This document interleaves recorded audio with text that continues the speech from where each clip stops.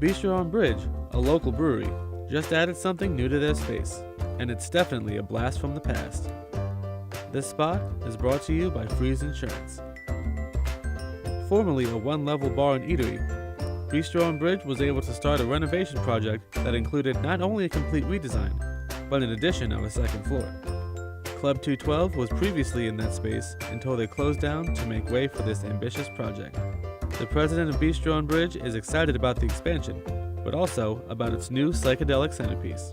Our interior designers thought it'd be a great idea to add a different element to our outdoor beer garden. So they came up with the idea of craning in a 73 VW bus, and we've converted it into an outdoor bar. The top lifts up and the front comes down, and from there we're able to serve canned beer out here.